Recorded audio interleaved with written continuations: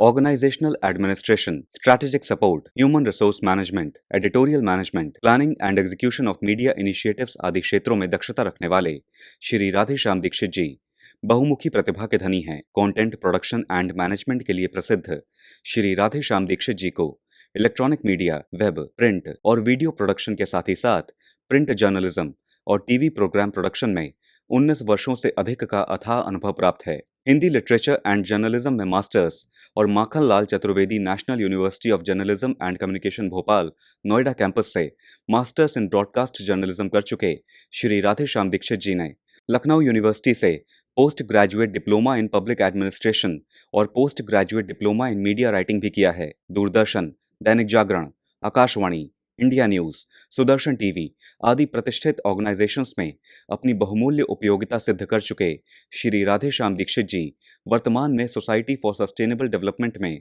Project director के रूप में अपनी अतुलनीय सेवाएं प्रदान कर रहे हैं। रूरल वायर नाम के प्रोजेक्ट के जरिए समाज में सामाजिक उद्यमशीलता को बढ़ावा देने के लिए प्रयासरत श्री राधेश्याम दीक्षित जी को समाधान ग्रुप और स्किल्ड एंटरप्रेन्योरशिप मिशन से जुड़ने के लिए धन्यवाद।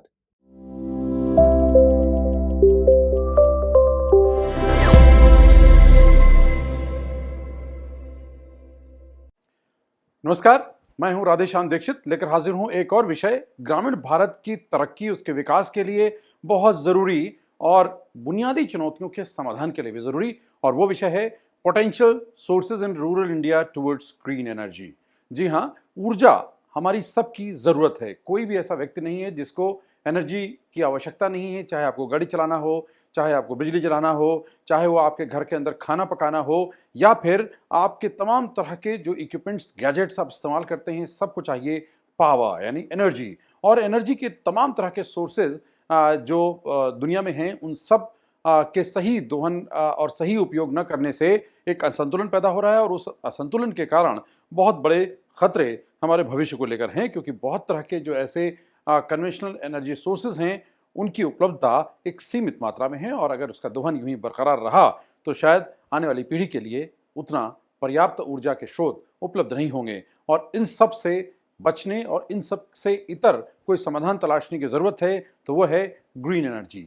और इसके लिए कम से कम भारत में, ग्रामीण भारत में किस तरह की संभावनाएं हैं, किस तरह के अवसर उपलब्ध हैं और उनका कितना दोहन हो पा रहा है, और उनके दोहन के लिए हमें कितना तैयार होना है, इस विषय को हम और विस्तार से समझेंगे, जानेंगे, क्योंकि भविष्य ऊर्जा के बिना पूरा नहीं होगा। तो चलिए शुरू करते हैं ये यात्रा, potential sources in rural India towards green energy. तो सबसे पहले समझते हैं कि आखिर ग्रीन एनर्जी है क्या। जब भी हम बात ग्रीन एनर्जी करते हैं तो यानी वो हरित ऊर्जा जिसका कोई दुष्प्रभाव हमारे किसी भी एस्पेक्ट पर ना होता हो, ना हमारे शरीर पर, ना हमारे पर्यावरण पर, ना हमारे पूरे भूमंडल में किसी तरह का कोई नुकसान होता हो, या साथ में हमारी पूरी पृथ्वी के जो रिसोर्सेज हैं उनका भी दुरुपयोग ना होता है, या उसमें कोई कमी ना आती हो। इस तरह के ग्रीन एनर्जी की हम बात कर रहे हैं। और इसकी जब बात करते हैं तो green energy is an energy that is generated from natural sources. कोई भी ऐसी ऊर्जा जो प्राकृतिक स्रोतों से उत्पन्न होती है उसे हम ग्रीन एनर्जी कहेंगे।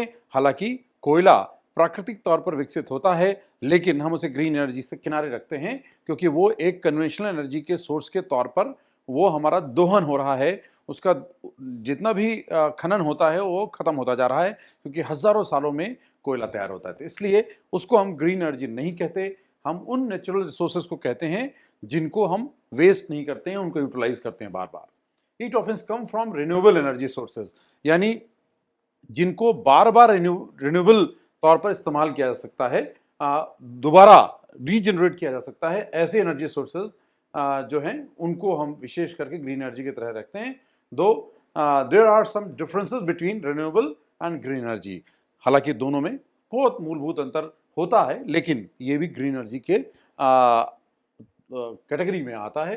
तो हमने ये समझा कि ग्रीन एनर्जी क्या है, और ये भविष्य का ईंधन है, वर्तमान का भी ईंधन है, और हमारे जीवन के लिए ज़रूरी ईंधन है, क्योंकि प्रकृति है तो हमारा भविष्य है। और अब उसे बचाने के लिए पूरी दुनिया जागरूक हो रही है, और भारत उसमें बहुत तेज़ी से ग्रो कर रहा है। इसलिए ग्रीन एनर्जी की बात करना, उसे जानना, समझना, उसके रिसोर्सेज को ऑप्टिमम यूटिलाइज करने के लिए हमें तैयार होना ये बेहद जरूरी है और इसीलिए ये विषय लेकर हम हाजिर हैं। आगे बढ़ते हैं। कौन से ऐसे स्रोत हैं जो ग्रीन एनर्जी के तहत आते हैं, और इन स्रोतों के बारे में जब जानते हैं तो दुनिया का सबसे बड़ा स्रोत है सनलाइट, यानी सूर्य की ऊर्जा, क्योंकि सूर्य पूरी दुनिया को रोशन करता है और सबसे बड़ा एनर्जी सोर्स है, लेकिन अभी उसका उतना दोहन नहीं हो पाया है। हालांकि अब सोलर जो टेक्नोलॉजी है उसमें बहुत तरह के इनोवेशन हो रहे हैं और इससे उत्पन्न होने वाली ऊर्जा का उपयोग हम अब दैनिक जीवन के तमाम तरह के उपक्रमों में इस्तेमाल कर रहे हैं। ऑन ग्रिड अब सोलर पावर को भी इलेक्ट्रिसिटी के साथ इंक्लूड करके पूरी दुनिया में इस्तेमाल किया जा रहा है और टेक्नोलॉजीज लगातार डेवलप हो रही हैं, इसलिए सनलाइट बहुत महत्वपूर्ण है। अब ग्रीन हाउसेज भी बनाए जा रहे हैं जिसमें कम बिजली का कंजम्पशन हो और नेचुरल लाइट का इस्तेमाल बिल्डिंग्स में ज़्यादा हो, और इसके लिए क्रेडिट पॉइंट्स भी मिल रहे हैं, वैल्यू भी बढ़ रही है, कॉस्ट एफिशिएंट भी हो रहे हैं और किफ़ायत जेब पर भारी भी नहीं पड़ रही है, बचत भी हो रही है धन की। दूसरा है विंड पावर, क्योंकि दुनिया में हवा बहुत बड़े पैमाने पर उपलब्ध है और उसके ज़रिए अगर विंड जो वेलोसिटी है उसका इस्तेमाल करें और उसके ज़रिए पवन चक्कियाँ जो हैं वो चलाई जाती हैं और उससे जो ऊर्जा उत्पन्न होती है उस सोर्स को हम कहते हैं विंड पावर के ज़रिए जो ग्रीन एनर्जी क्रिएट करते हैं, तो विंड एक ऑप्शन होती है। तीसरा है वाटर। अगर आप देखें तो नदियों का जो पानी का फ्लो है वो बहुत फास्ट होता है और उस फ्लो की जो फोर्स है उसके ज़रिए हमें टरबाइन चला करके बड़े बड़े ऐसे बांध बनाए जा रहे हैं जहाँ से बिजली प्रोड्यूस होती है और वो बिजली हमारे काम आती है, तो वो वाटर के ज़रिए हम पावर जनरेट कर रहे हैं। उसके बाद चौथे नंबर पर आता है बायोमास, क्योंकि पूरी देश जो है वो कृषि प्रधान देश है, खेती बड़े पैमाने पर हो रही है, खेती के अंदर ही पशुपालन भी आता है और इनकी जो टोटल जो बायोमास है उसके ज़रिए जो मीथेन गैस तैयार होती है वो एक बहुत इंपॉर्टेंट गैस है और अगर वो ब्रह्मांड में वातावरण में नहीं जाती तो हमें जो नुकसान है पर्यावरण का उससे भी बचाती है, साथ में वो गैस के तौर पर भी इस्तेमाल होती है। तो बायोमास के ज़रिए ईंधन मिल रहा है और बायोमास के ब्रिकेट्स बना करके उससे भी ईंधन प्राप्त किया जा रहा है, तो ये भी एक ग्रीन एनर्जी सोर्स के तौर पर हम देखते हैं। दूसरा है बायोगैस। बायोगैस भी मीथेन जैसे जो काऊ डंग है या और एनिमल के जो वेस्ट हैं उनमें जो मीथेन होती है उसको एक्सट्रैक्ट किया जाता है, उसके लिए बड़े बड़े प्लांट्स बनाए जाते हैं और उनसे जो बायोगैस मिलती है उस बायोगैस का इस्तेमाल हम फ्यूल के तौर पर करते हैं, ग्रीन एनर्जी के तौर पर करते हैं और जो उस बायोगैस का वेस्ट है जिसे स्लरी कहते हैं उसका इस्तेमाल खेतों में भी होता है बायो फर्टिलाइजर के तौर पर। तो ये भी हमारे लिए बहुत बड़ा सोर्स है क्योंकि भारत दुग्ध उत्पादन में दुनिया में प्रमुख स्थान रखता है और जब इतना बड़ा दुग्ध उत्पादन का काम हो रहा है यानी इतनी बड़े पैमाने पर एनिमल हस्बेंड्री उसमें हमारे किसान भागीदार भागीदार हैं, तो उनका जो सिक्रेटा है, जो उनका वेस्ट है वो इस्तेमाल हो रहा है बायोगैस को जनरेट करने में, तो ये बहुत महत्वपूर्ण है। और फिर आती है सीएनजी यानी compressed natural gas.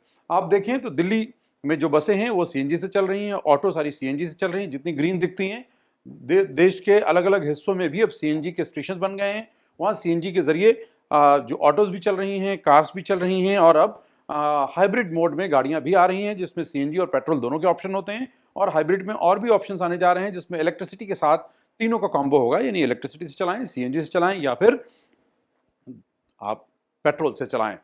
Flex fuel जिसमें आप इंजन एक होगा लेकिन तमाम तरह के फ्यूल का इस्तेमाल हो सकता है। तो टेक्नोलॉजी लगातार बढ़ रही है, ग्रीन एनर्जी की तरफ हम जा रहे हैं क्योंकि ये भविष्य की मांग है और वर्तमान की चुनौतियों के मुकाबले के लिए समाधान भी है। साथ में आते हैं अब बुल पावर। अभी तक हम हॉर्स पावर की बात करते हैं, जिस तरह कितने भी इंजन होते हैं उसमें हॉर्स पावर कितने एचपी है इसकी बात करते हैं, क्योंकि हॉर्स पावर अब पूरी दुनिया में जो हमारे सिविलाइजेशन हुआ है उसमें घोड़ों की ताकत का हमेशा इस्तेमाल हुआ है, चाहे ब्रिटिशर्स रहे हों, चाहे वो किंगशिप्स रही हों, चाहे कभी भी घोड़ों का इस्तेमाल हमेशा ताकत के तौर पर, चाहे माल ढुलाई के लिए हो, चाहे परिवहन के लिए हो, चाहे बगियों के लिए हो, किसी भी रूप में घोड़ों का इस्तेमाल होता रहा है। तो उसकी ताकत को हम हॉर्स पावर से इवेलुएट करते हैं, इसीलिए जो इंजन्स हैं उनको भी हम एचपी के रूप में इवेलुएट करते हैं। और दूसरी पावर बुल पावर, क्योंकि भारत में गौ पालन बड़े पैमाने पर है और गाय के जो बछड़े हैं वो बैल के तौर पर तैयार किए जाते हैं और बुल पावर का इस्तेमाल भारत में बहुत प्राचीन समय से होता रहा है। बीच के समय में हम इसको थोड़ा पीछे छोड़ दिया हमने, क्योंकि टेक्नोलॉजीज में एडवांसमेंट इसमें नहीं हो पाया। हालांकि अब भारतीय कृषि अनुसंधान परिषद की एक इकाई जो परभणी महाराष्ट्र में है, जहां पर बुल पावर को लेकर के बहुत सी रिसर्चेस हुई हैं और मोर देन 45 ऐसे इक्विपमेंट्स तैयार हुए हैं जिनसे खेती में बहुत लाभ हो सकता है और खासकर छोटे जोत के किसानों के लिए ये बहुत बड़ा अवसर है। और इस पावर का इस्तेमाल अगर वो करते हैं तो हमारे देश में तकरीबन 60 से 70% जो पॉपुलेशन है कृषि पर निर्भर है, उसका कुल 60 से 70% जो है वो छोटे जोत के किसान हैं, यानी स्मॉल मार्जिनल फार्मर्स हैं, और उनके लिए ये पावर बहुत इंपॉर्टेंट है। हालांकि अभी तक बहुराष्ट्रीय कंपनियां इसको थोड़ा पीछे कर रही थी क्योंकि उनके ट्रैक्टर की बिक्री पर रोक लग सकती थी, कमी हो सकती थी, लेकिन अब बदलते हुए वक्त में जो फार्मर्स हैं और टेक्नोलॉजिस्ट हैं इसकी तरफ उन्होंने ध्यान दिया है और इसका उपयोग उस दिशा में कर रहे हैं, क्योंकि ये गौ पालन के साथ में बुल्स का होना स्वाभाविक सी बात है, क्योंकि बछड़े पैदा ही होंगे और वो बछड़े होंगे तो नंदी तैयार होंगे, और नंदी का उपयोग नहीं करेंगे तो वो खेतों के लिए, किसानों के लिए संकट का सबब बनेंगे। तो उनको बैल के तौर पर इस्तेमाल करने से हमें ग्रीन एनर्जी में एक और ताकत मिलती है। तो यानी ये 7 तरह के एस्पेक्ट्स हैं। हालांकि एक और ग्रीन एनर्जी का सोर्स है वो हाइड्रोजन। हालांकि उस पर अभी रिसर्चें चल रही हैं, काम चल रही हैं, और उनके साथ में हम इस तरह की गाड़ियों की इंजन भी बना रहे हैं जो हाइड्रोजन से चलते हैं, बन भी गई हैं, ट्रायल मोड पे चल रहे हैं, और दुनिया में ये बहुत करिश्माई ईंधन हो सकता है, क्योंकि हवा में H2O है, जो पानी है, उसका हाइड्रोजन अलग करने से हाइड्रोजन फ्यूल तैयार हो जाएगा। तो मुझे लगता है कि एक और क्रांतिकारी ईंधन इसमें जुड़ जाएगा। अभी तक ग्रीन एनर्जी सोर्सेज के तौर पर हम लोग इन 7 तरह के एस्पेक्ट्स का अध्ययन करते हैं और उसको देखते हैं और उसका उपयोग भी हो रहा है। बढ़ते हैं आगे, बात करते हैं बेनिफिट्स की। बेनिफिट्स ऑफ ग्रीन एनर्जी, जो हरित ऊर्जा है उसके फायदे कितने हैं ये समझते हैं। सबसे पहले तो ये क्लीन एनर्जी है, यानी कि कोई हार्म नहीं करती, इसका कोई नुकसान नहीं है एनवायरनमेंट पर, हमारे उसके परिवहन पर, उसके उत्पादन पर, उसकी प्रोसेसिंग पर, उसके ट्रांसमिशन पर या उनके उपयोग पर हमारा नुकसान नहीं होता है किसी भी तरह का एनवायरनमेंट पर, क्योंकि ये कोई हमारा स्टैब्लिश रिसोर्स नहीं है जिसको हम वेस्ट कर रहे हैं। जैसे पेट्रोलियम, वो धरती के नीचे पर्याप्त मात्रा में जितना भी है उसका दोहन करते करते वो स्टॉक हमारा खत्म होगा। इसी तरह से अगर हम कोयले की बात करें तो वो भी एक सीमित मात्रा में है, उसकी भी उपयोग करते करते खत्म होगा। जो न्यूक्लियर ऐसे पावर प्लांट चल रहे हैं उनके लिए भी जो मटेरियल चाहिए वो भी खनन करके निकाले जाते हैं, उनकी भी ये बहुत सीमित मात्रा है, वो भी खत्म होगी। लेकिन क्लीन एनर्जी जो है, यानी ग्रीन एनर्जी जो है, उसके सोर्सेज एम्पल में हैं और वो रिन्यूएबल भी हैं। तो इसलिए हम ग्रीन एनर्जी में दोनों तरह के सोर्सेज को हम देखते हैं और उनका उपयोग करते हैं। तो इसलिए ये बहुत इंपॉर्टेंट है। एक इनएग्जॉस्टेबल एनर्जी सोर्स, हमने कहा खत्म नहीं होने वाला है, अनंत काल तक चलेगा। नो कार्बन एमिशन और ग्रीन हाउस गैसेज। हालांकि कुछ ग्रीन एनर्जी है जिसमें से मीथेन है, अगर मीथेन बाहर जाती है तो नुकसान करती है, लेकिन उसका हम यूज कर ले रहे हैं, इसलिए ग्रीन हाउस गैस हमें एनवायरमेंट में छोड़ना नहीं तो हमारा नुकसान नहीं। इसलिए एमिशन ना ग्रीन हाउस का हो रहा है ना कार्बन एमिशन हो रहा है।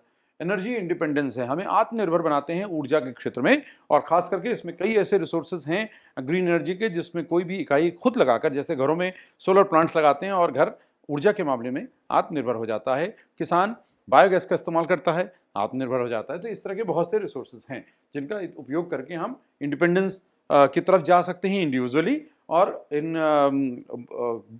एक कलेक्टिव इनिशिएटिव के तौर पर देश भी एनर्जी के रूप में जो प्रोडक्शन की जितनी भी कैपेसिटी है उसको इन्हांस करते हुए एनर्जी इंडिपेंडेंस हासिल कर सकता है।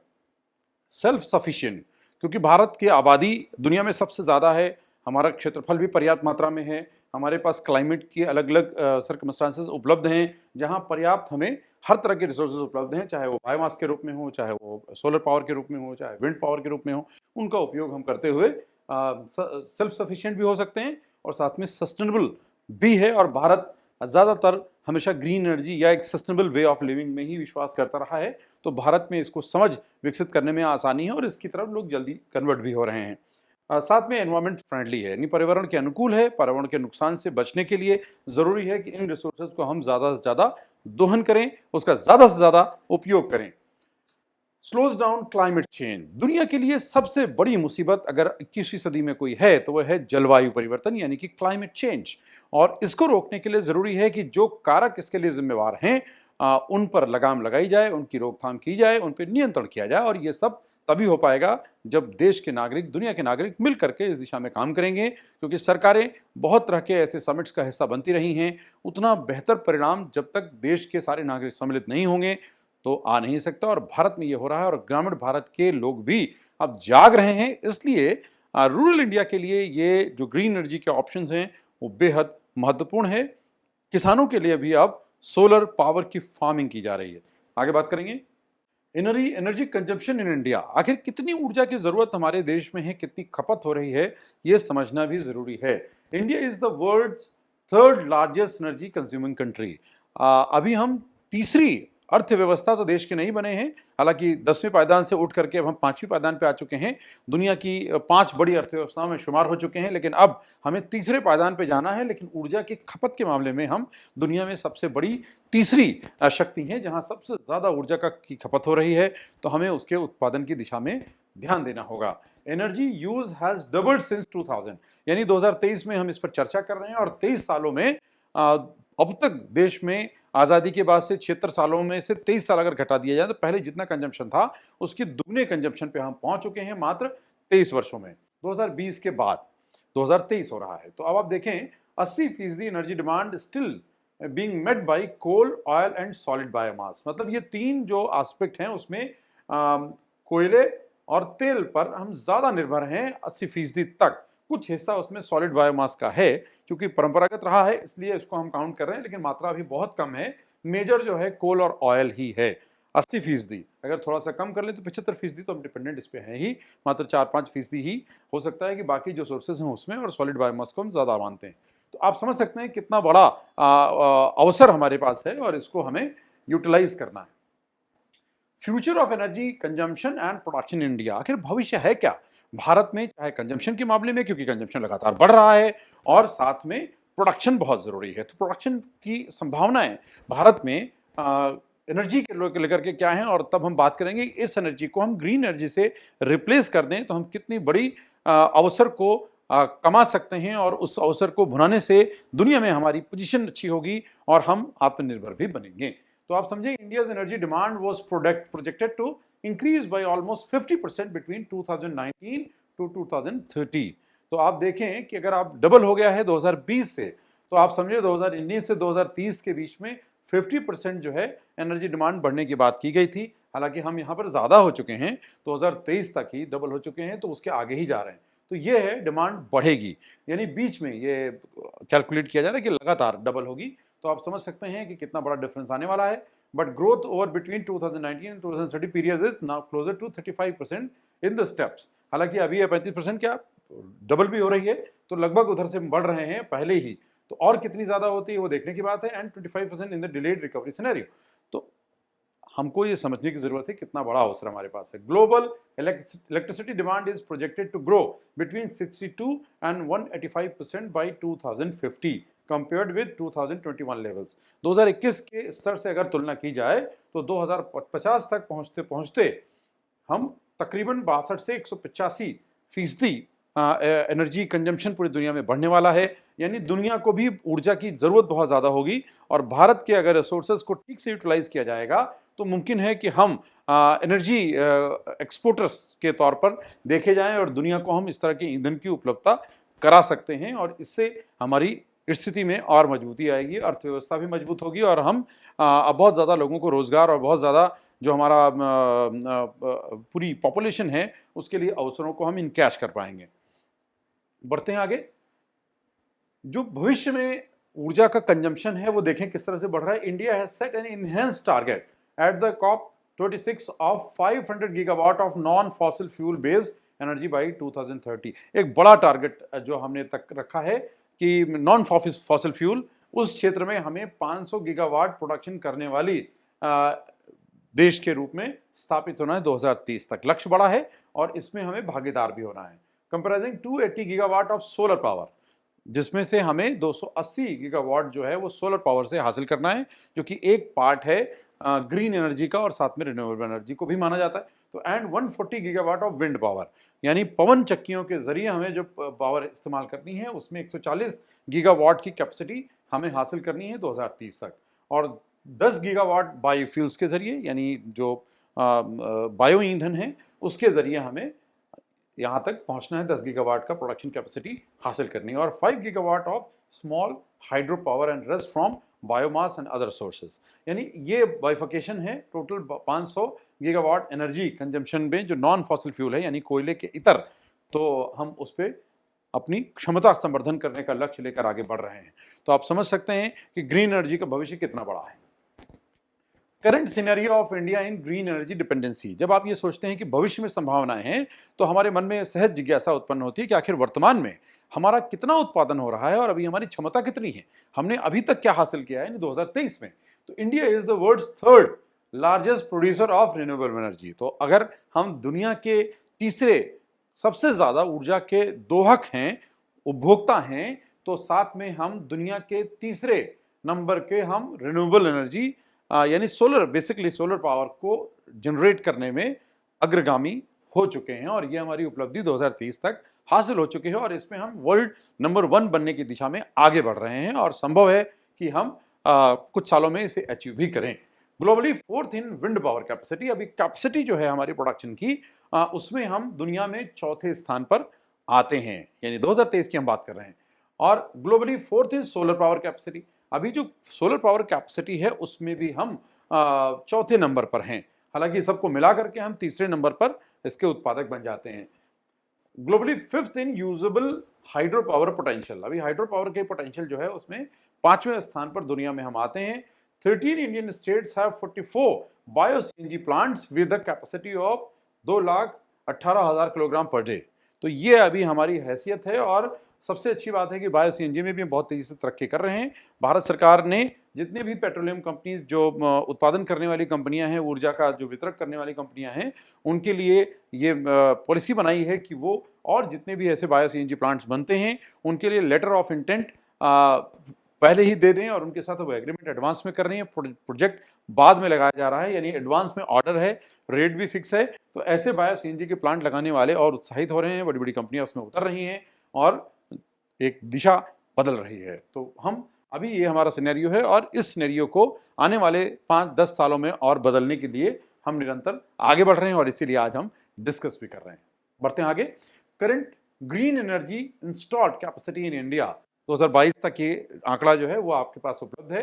सोलर में अभी तक हमारे पास जो कैपेसिटी है, इंस्टॉल्ड कैपेसिटी है प्रोडक्शन की, वो 48.55 गीगावाट है, यानी तकरीबन 48.5 गीगावाट के आसपास ये क्षमता हम तक हासिल कर चुके हैं। और इसमें दिन ब दिन लगातार तरक्की हो रही है और इसमें बहुत तरह की गवर्नमेंट की इनिशिएटिव्स और स्कीम्स भी हैं जो बड़े परिवर्तन के लिए हमें बाहें फैलाकर आमंत्रण दे रही हैं कि आइए मिल करके इस दिशा में बढ़ते हैं, घर घर सोलर तैयार करते हैं, सोलर पावर का इस्तेमाल करते हैं, क्योंकि सूर्य देवता के हम उपासक हैं और उसकी शक्ति को समझते हुए उसका भरपूर दोहन करने के लिए तैयार हैं। दूसरा, अगर आप देखें तो तकरीबन सोलर की तरफ हम बढ़ते हुए जा रहे हैं। 40.3 गीगावाट विंड पावर में 40.03 गीगावाट कैपेसिटी अब तक हमने हासिल कर ली है 2022 की। अब तो ये बढ़ भी रही है। और साथ में लार्ज हाइड्रो के तौर पर देखें तो 46.51 गीगावाट हमने हासिल कर ली है। स्मॉल हाइड्रो के तौर पर देखें तो 4.83 गीगावाट हमने हासिल कर ली है। और साथ में बायो पावर के तौर पर 10.62 गीगावाट हमने हासिल किया है। और न्यूक्लियर पावर भी एक बड़ी क्षमता का आधार बनता है, तो हमें उसे भी नेग्लेक्ट नहीं कर रहे हैं, उसका भी उपयोग कर रहे हैं। 6.78 गीगावाट की क्षमता अब तक भारत ने हासिल कर ली है। अब इसके आगे हमें बढ़ना है। तो ये आपने समझ लिया, यानी क्या हमारी स्थिति है, कितना हमारे यहाँ उपभोक्ता है, कितना हमारा उत्पादन है, क्या हमारी क्षमता है, भविष्य की क्या संभावना है, हम ये भी समझ पा रहे हैं। अब बढ़ते हैं आगे। ये जब हम अवसरों की बात करते हैं तो लिमिटेशंस की बात करेंगे कन्वेंशनल एनर्जी सोर्सेज की, क्योंकि हम उसी की परिस्थितियों के कारण ग्रीन एनर्जी की तरफ बढ़ रहे हैं। तो अभी तक कन्वेंशनल एनर्जी सोर्सेज जो हैं, चाहे वो कोयला हो, चाहे पेट्रोलियम हो, चाहे वो बिजली के जो और दूसरे आयाम हैं, वो उनकी जो सीमा है वो सीमित है। कितनी सीमित है ये भी समझने की जरूरत है। Limited reserve conventional energy sources, हमारे पास सीमाएं सुनिश्चित हैं और उससे ज़्यादा का दोहन नहीं कर सकते, इसलिए हमें भविष्य के लिए उसे सुरक्षित रखते हुए उसका दोहन कम करना है और ग्रीन एनर्जी की तरफ बढ़ते चले जाना है और उसके जितने ज़्यादा दोहन हो सकता है उसको लेना है। दीज एनर्जी सोर्सेज का आर कॉल्ड नॉन रिन्यूएबल, क्योंकि ये जो हमारे लिमिटेड कन्वेंशनल एनर्जी सोर्सेज हैं वो नॉन रिन्यूएबल हैं, वो पुनर्जीवित नहीं किए जा सकते, उनको पुनर्जीवित नहीं किया जा सकता, उसमें हज़ारों साल लगते हैं, क्योंकि वो एक प्राकृतिक प्रक्रिया है, इसलिए ये एक सीमित मात्रा में है। Their supplies are limited to the amounts that we can mine or extract from the earth, क्योंकि धरती के नीचे से हम उसका दोहन करते हैं, खनन करते हैं, एक्सट्रैक्शन करते हैं, तो एक सीमा है। Coal, natural gas and petroleum form over thousands of years from the buried remains of ancient sea plants and animals that lived millions of years ago. तो आप समझें, करोड़ों साल पहले, हजारों साल पहले से जो धरती के नीचे दबा, तमाम तरह के उथल पुथल में जो बना, वो कोयला है या पेट्रोलियम है, उसके रूप में हम उसका इस्तेमाल कर रहे हैं। तो वो अभी कम से कम हम तुरंत तो तैयार नहीं कर सकते, और जब तक तैयार होगा तो उसकी प्रतीक्षा करना भी संभव नहीं है। इसलिए ग्रीन एनर्जी सोर्सेज की तरफ हम लगातार बढ़ते हुए उसकी संभावनाओं को तलाश कर रहे हैं। अब देखिए, disadvantages of conventional sources of energy क्या हैं, इसके खतरे भी क्या हैं। एक तो हमारा लिमिटेड रिसोर्सेज हैं, तो लिमिटेशन हमने समझ ली। अब हम बात करें डिसएडवांटेज क्या है, उसकी चुनौतियां क्या हैं, खतरे क्या हैं। तो बात करें तो they are the main reason for the pollution. दुनिया में जो प्रदूषण बढ़ रहा है उसका सबसे बड़ा कारण यही है, क्योंकि ये जब इनका उपभोग होता है, जब खनन होता है तभी प्रदूषण होता है, प्रोसेस होता है तभी पोल्यूशन होता है, परिवहन होता है तो फिर उनके परिवहन के लिए भी एक बड़े पैमाने पर हम जो साधन इस्तेमाल करते हैं उसमें नुकसान होता है, और फिर जब इनको गाड़ियों में इस्तेमाल करते हैं या इंजन्स में इस्तेमाल करते हैं या किसी तरह की फैक्ट्रीज में इस्तेमाल करते हैं, तो भी ये पॉल्यूटेंट्स को एनवायरनमेंट में छोड़ते हैं, जिससे बहुत नुकसान होता है। It is release carbon monoxide from polluter into the atmosphere. Carbon monoxide बहुत घातक है, और इससे हमारे पर्यावरण प्रदूषित होता है और तमाम तरह के संकट भी पैदा होते हैं। जनरेटिंग रेडियो एक्टिव वेस्ट, हालांकि जिस तरह के हम न्यूक्लियर पावर प्लांट्स इस्तेमाल कर रहे हैं, हालांकि उनको दोनों सोर्स में माना जाता है, लेकिन फिर भी वहाँ से रेडियो एक्टिव जो वेस्ट है वो खतरनाक है, इसलिए उस पर भी हमें सोचने की ज़रूरत है, उससे भी आगे बढ़ने की ज़रूरत है और ग्रीन एनर्जी सोर्सेज की तरफ जाना है। We all know about the Fukushima Daiichi nuclear disaster which happened in 2011। क्योंकि हर चीज़ हमारे हाथ में नहीं है, बहुत सी ऐसी परिस्थितियाँ होती हैं जिनका नियंत्रण हमारे हाथ से बाहर निकल जाता है, और वो खतरा मानवता का खतरा है। इसलिए अभी हम एक टेक्नोलॉजी के तौर पर हम जरूर काम कर रहे हैं, लेकिन हमें उससे आगे जाना है। अब बात करेंगे problem with conventional sources of energy. समस्या क्या है, हमने डिसएडवांटेज भी समझ लिया, लेकिन फिर भी एक मोटे तौर पर अगर समझें तो क्या क्या समस्याएं आती हैं। एक तो बहुत बड़े पैमाने पर पोल्यूशन क्रिएट करता है, ये जो कन्वेंशनल सोर्स ऑफ एनर्जी है उससे क्रिएट होता है। साथ में ग्लोबल वार्मिंग, वैश्विक जो जलवायु परिवर्तन में अंतर, लगातार तापमान बढ़ता जा रहा है, ग्लेशियर्स पिघलते जा रहे हैं, दुनिया के कई देशों में कहीं नदियां सूख गई हैं, कहीं बाढ़ आती जा रही है, कहीं पूरे के पूरे शहर डूबते जा रहे हैं, कहीं कहीं झीलें ही गायब होती जा रही हैं, कहीं कहीं भूकंप बढ़ते चले जा रहे हैं। तो ये जो ग्लोबल वार्मिंग के जितने सिम्टम्स हम देख पा रहे हैं वो सब देखने को मिल रहे हैं, और बहुत बड़ा खतरा पैदा हो रहा है। और इसमें बहुत सारे ऐसे जो गैसेज और तरह की जो पोल्यूशन है, पोल्यूटेंट्स हैं, उसके कारण ओजोन डिप्लीशन यानी कि लगातार ओजोन की परत कम होती जा रही है। ये नुकसान को रोकना बेहद ज़रूरी है। और साथ में कई जगहों पर एसिड रेन भी देखने को मिल रही है, क्योंकि जब इतनी तरह के गैसेज, इतनी तरह के पॉल्यूटेंट्स एटमॉस्फेयर में जाते हैं तो जो बारिश होती है वो उसके साथ आते हैं और बहुत नुकसान पहुंचाते हैं। बढ़ते हैं आगे। Challenges of conventional energy sources. हम ग्रीन एनर्जी की तरफ जब बढ़ रहे हैं तो ये सब हमें समझना ज़रूरी है, और इन खतरों को पहचानना, जानना और सबको बताना भी ज़रूरी है। इसलिए हम भी कोशिश कर रहे हैं कि हम इसको आप तक पहुंचाने के लिए पूरी तरह से इसको ठीक ढंग से आपको समझा सकें। तो एक कारण है heavy transmission and distribution losses, क्योंकि जो बहुत ज़्यादा कॉस्ट आता है प्रोडक्शन के साथ में, ये भी एक बहुत बड़ा कॉस्ट है। और इसकी वजह से चूँकि ये कुछ खास जगहों पर ही इनका उत्पादन होता है, खास जगहों पर ही खनन होता है, तो पूरा जो उनका हम डिस्ट्रीब्यूशन करते हैं पहले प्रोडक्शन के लिए, प्रोडक्शन के बाद वहाँ से पूरे देश तक पहुँचाते हैं, तो कॉस्ट बहुत आती है। उसमें मैन पावर भी बहुत लगता है, उसमें इंफ्रास्ट्रक्चर भी बहुत लगता है, टेक्नोलॉजी का भी संजाल पूरा बिछाना पड़ता है, तो ये बहुत ज़्यादा खर्चीला भी है। दूसरा, big threat for environment and public health, क्योंकि पर्यावरण से जुड़ा हुआ स्वास्थ्य है, चाहे हमारा हो चाहे समस्त जीवों का है, तो उनके लिए भी बड़ा खतरा है। Limited reach and accessibility challenges, limited है ही हैं रिसोर्सेज, तो हम उसको पा सकें ज़्यादा या बढ़ा सकें इसकी संभावनाएं कम है। High startup and production cost, साथ में इसको जब हम प्रोडक्शन कॉस्ट को, जब इसको प्रोडक्शन बढ़ाते हैं तो जब लिमिटेड रिसोर्सेज तो प्रोडक्शन बढ़ा नहीं सकते, ज़रूरतें हमारी बढ़ती जा रही हैं और उत्पादन हमारा कम है, तो अगर उन्हीं पर निर्भर होकर करेंगे तो बहुत जल्दी वो एग्जॉस्ट हो जाएंगी, और साथ में उसके बाद जो इतनी बड़ी बड़ी यूनिट्स हैं वो वेस्ट हो जाएंगी, क्योंकि वो सोर्स हमारा लिमिटेड है। तो ये सारे खतरे हैं। तो इसलिए इन चैलेंजेस से मीट करते हुए हम नए तरह के समाधान की तरफ जाते हैं, और इसीलिए कहा भी गया है कि आवश्यकता आविष्कार की जननी है। अगर ये खतरे ना होते तो शायद उन संभावनाओं की तलाश भी ना होती। बढ़ते आगे। Carbon footprint and other aspects of energies. जब भी हम बात करते हैं एनर्जी की तो उसमें एक पैरामीटर आता है कार्बन फुटप्रिंट का। तो चूंकि पूरी दुनिया में जो पोल्यूशन बढ़ रहा है या तमाम तरह के जो पॉल्यूटेंट्स एटमॉस्फेयर में छूट रहे हैं या हमारे एनर्जी के रिसोर्सेज जो हैं वो इस तरह के हैं या हम और जो उपलब्ध ग्रीन एनर्जीज हैं उनका उपयोग कम कर पा रहे हैं, तो इसलिए जो कार्बन फुटप्रिंट है वो दुनिया के तमाम देशों में प्रत्येक व्यक्ति के स्तर पर बढ़ता चला जा रहा है, क्योंकि दोहन बढ़ता चला जा रहा है, तो ये बड़ा खतरा है। तो पहले हम समझते हैं कि ये पैरामीटर क्या है और एनर्जी किस क्षेत्र में इसका रोल क्या है। तो CF यानी carbon footprint is a measure of the total amount of carbon dioxide यानी CO2 and methane emissions। जब भी हम कोई चीज का इस्तेमाल करते हैं तो उससे कितनी मीथेन का इमिशन हुआ है, कितने कार्बन डाइऑक्साइड का इमिशन हुआ है, और ये टोटल अमाउंट जो होता है वो क्रिएट करता है कार्बन फुटप्रिंट। अगर हम एक बाल्टी पानी इस्तेमाल करते हैं तो वो पानी को निकालने के लिए कितनी एनर्जी इस्तेमाल हुई है और कितना जो है मोटर चली है और उसके लिए कितना इलेक्ट्रिसिटी को क्रिएट करने के लिए कितना दोहन हुआ है और उसके क्या क्या, तो एक कैलकुलेशन आता है कि कार्बन फुटप्रिंट कितना क्रिएट हुआ है। The average carbon footprint for a person in the USA is 16 ton. 16 ton एक औसत अमेरिकी का की भागीदारी है कार्बन फुटप्रिंट में। जब इसको करते हैं तो ऐसा नहीं कि हर व्यक्ति जनरेट करता है, लेकिन पूरे देश की आबादी के हिसाब से एक एवरेज निकाला जाता है कि कितना है। तो चूंकि आबादी अमेरिका की दुनिया के तमाम जो बड़े देश हैं उनसे थोड़ी कम है, तो इसलिए कम होने के कारण प्रति व्यक्ति ये ज्यादा आएगा। तो ये carbon footprint for a person in the USA is 16 ton, the highest rate in the world, क्योंकि लग्जरी सबसे ज्यादा इस्तेमाल करते हैं और न्यूक्लियर फैमिलीज हैं, बहुत छोटी फैमिलीज होती हैं, इनके पास गैजेट्स ज़्यादा होते हैं, कंजम्पशन ज़्यादा होता है पावर का, तो इसलिए इनके ऊपर प्रति व्यक्ति 16 टन आता है। Globally the average carbon footprint is 4 tons, यानी पूरी दुनिया की आबादी को अगर जोड़ें और उसको जब हम कैलकुलेट करते हैं तब पूरी दुनिया के जो कार्बन फुटप्रिंट क्रिएट हो रहा है तो उसमें प्रति व्यक्ति 4 टन आता है। हालांकि उसमें ये जो विकसित देश हैं उनकी भागीदारी कार्बन फुटप्रिंट सबसे ज़्यादा है और बाकी जो गरीब देश हैं वहाँ बहुत कम है। अभी देखेंगे और समझेंगे कि भारत की स्थिति क्या है।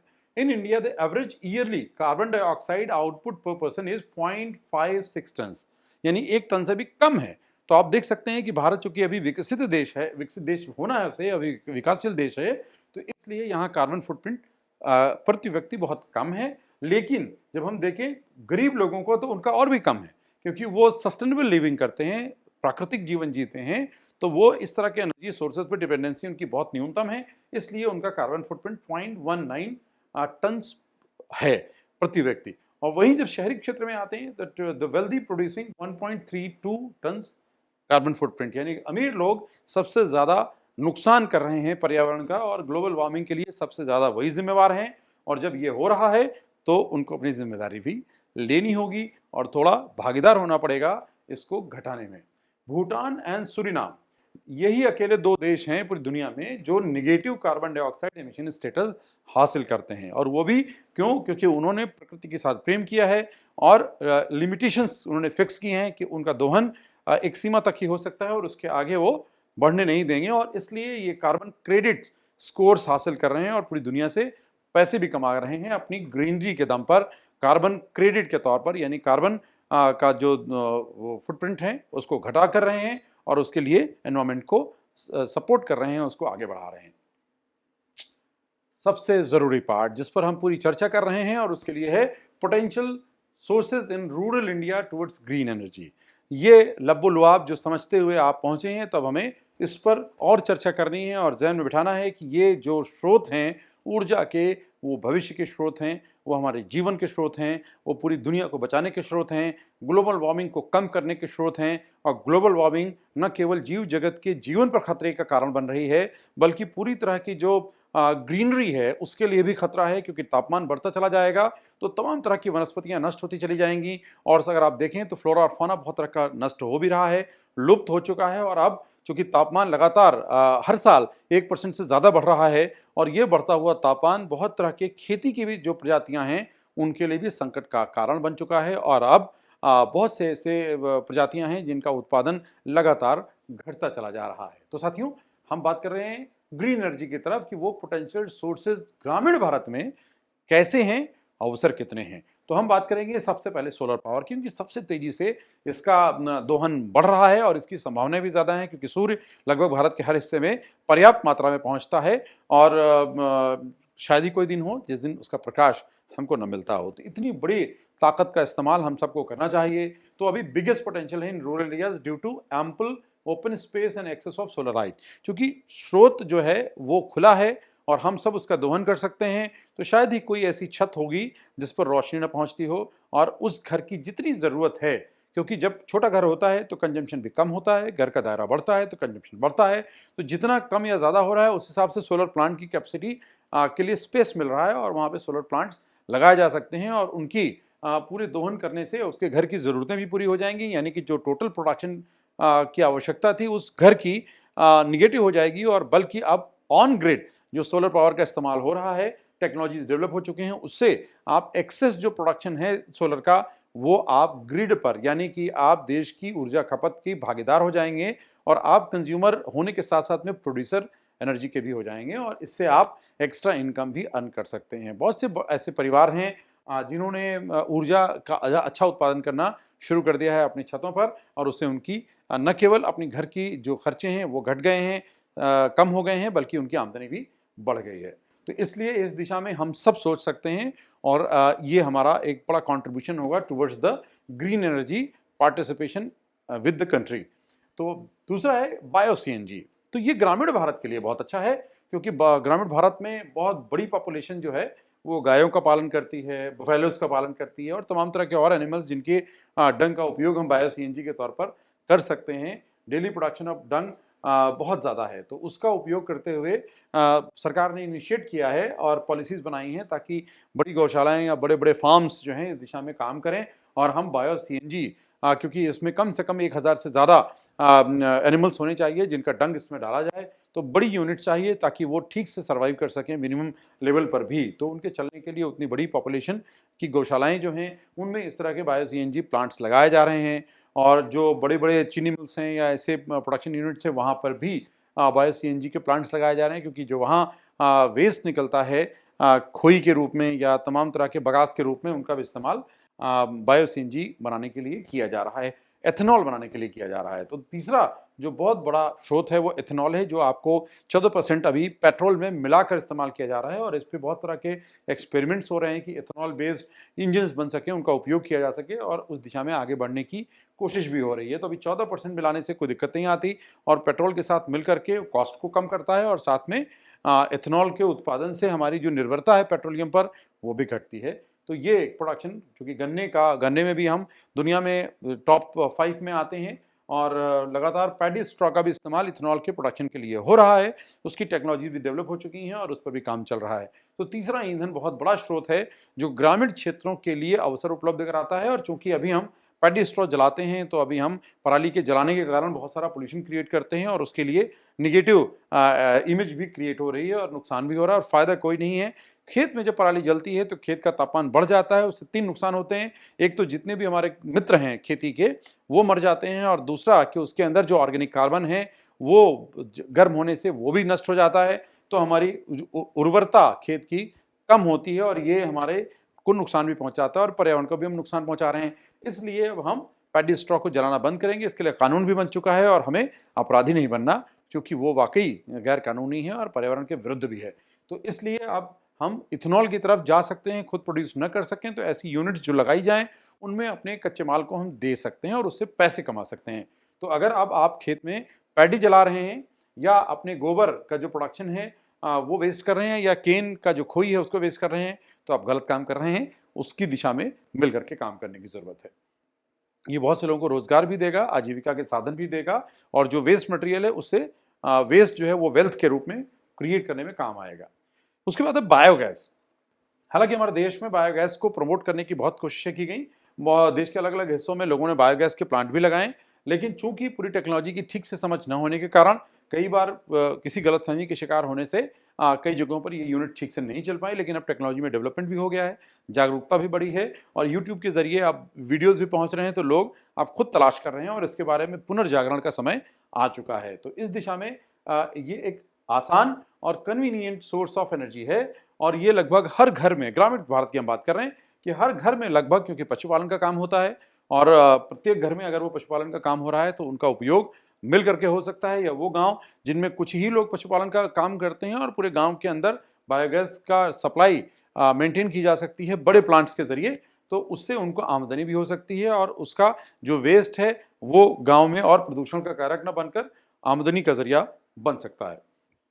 इसकी संभावना ग्रामीण भारत में बहुत ज्यादा है।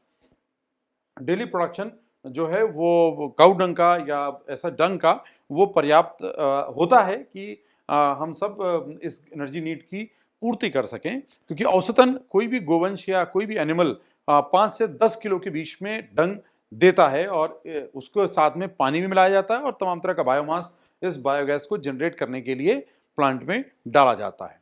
तो इस तरह से आपने देखा solar power, bio CNG, ethanol, biogas, ये वो सोर्सेज हैं जो ग्रीन एनर्जी के क्षेत्र में ग्रामीण भारत में अपार अवसर देते हैं और हम उसके भागीदार होकर के हम बहुत सारा पैसा भी कमा सकते हैं, भारत के विकास में भागीदार भी बन सकते हैं और ऊर्जा की कमी की पूर्ति करते हुए जो कन्वेंशनल सोर्स ऑफ एनर्जी हैं उन पर निर्भरता को घटाने में मददगार हो सकते हैं। तो केवल इतने ही नहीं, कुछ और सोर्सेज हैं जिनकी हम बात करेंगे। देखिए, अब गवर्नमेंट के इनिशिएटिव्स हैं जो प्रमोट कर रहे हैं ग्रीन एनर्जी को, वो क्या है और कैसे उसका भागीदार होकर के, जैसे हम भारत के लोग ये सोचते हैं कि साहब हम तो मुश्किलों से गुजर रहे हैं, आर्थिक चुनौतियां हैं, सामाजिक चुनौतियां हैं, पारिवारिक चुनौतियां हैं, इतनी मुसीबतों में हम और कहाँ से इन्वेस्टमेंट लाएं, कहाँ से काम करें, कैसे इन स्रोतों का दोहन करें। तो हमें थोड़ा सा दीर्घ अवधि योजनाओं को बनाना होगा और अपनी क्षमताओं को पहचानना होगा और धीरे धीरे तमाम तरह की स्कीम के साथ जुड़ना पड़ेगा। तो चलिए जानते हैं कि भारत सरकार की इनिशिएटिव्स जो कन्वेंशनल एनर्जी के इतर ग्रीन एनर्जी को प्रमोट करने की दिशा में बढ़ाए जा रहे हैं वो क्या है। तो बात करते हैं प्रधानमंत्री किसान ऊर्जा सुरक्षा एवं उत्थान महाभियान, जिसका नाम है पीएम कुसुम। ये सरल नाम है और ये अब आप जाकर के सर्च कर सकते हैं वेबसाइट के जरिए। पीएम कुसुम योजना में आप भागीदार हो सकते हैं और ये ऑफ ग्रिड योजना है, यानी कि इसमें एक तरह से अगर इसको सरल भाषा में करें तो एक खेत में जब आप खेती करते हैं तो उससे फसल उगाते हैं, लेकिन जब आप पीएम कुसुम योजना में आते हैं तो आप ऊर्जा की खेती करते हैं, यानी एनर्जी की खेती करते हैं और सोलर एनर्जी फार्मिंग उसे बोल सकते हैं। बोला भी जा रहा है क्योंकि इससे किसान की आय बहुत बढ़ जाती है। हालांकि इसकी बुनियादी लागत थोड़ी ज़्यादा होती है, लेकिन 25 सालों का एग्रीमेंट भारत सरकार इसमें करती है और एक निश्चित रेट पर, जो आज रेट हैं वही आगे भी रहेंगे, तो फ्लक्चुएशन नहीं है, ना बढ़ रहा है ना घट रहा है। प्लांट की कॉस्ट वन टाइम लग जाती है, केवल आपको लो मेंटेनेंस कॉस्ट है, ऑपरेशन कॉस्ट है, उसको ध्यान रखते हुए चलाना है और बहुत तेजी से आय में वृद्धि होती है। और साथ में ये कमाल की बात यह है कि जो इस तरह की ऊर्जा, सोलर ऊर्जा की खेती आप करते हैं, इन प्लांट्स को जिस हाइट पर लगाया जाता है और जिस इंक्लाइनेशन पर लगाया जाता है, उसके बाद नीचे की जगह का उपयोग भी कुछ खास फसलों में जो थोड़ी शेड लविंग क्रॉप्स हैं उनमें भी किया जा सकता है। और साथ में पॉन्ड्स भी बनाए जा सकते हैं, क्योंकि उसमें जंगल नहीं होता, उसमें ट्रैक्टर चलाने की ज़रूरत नहीं होती, उसमें मशीनरी कम चलती है, तो कोई खतरा भी इस तरह के प्लांट को नहीं होता। तो वो भी एक्सपेरिमेंट्स चल रहे हैं और बहुत से ऐसे प्लांट्स ने इसमें उपयोग भी किया है। तो एक बहुत बड़ी स्कीम है जो क्रांतिकारी साबित हो रही है और इस दिशा में लोग बढ़ रहे हैं। करोड़ों रुपए के प्रोजेक्ट में लाखों प्रति माह की आमदनी भी होती है। तो अगर परियोजना महंगी है तो लाभ भी ज़्यादा है और लॉन्ग टर्म है, क्योंकि कम से कम 20 से 25 साल की तो गारंटी सोलर की जो प्लेट्स आती हैं उसी पर होती है।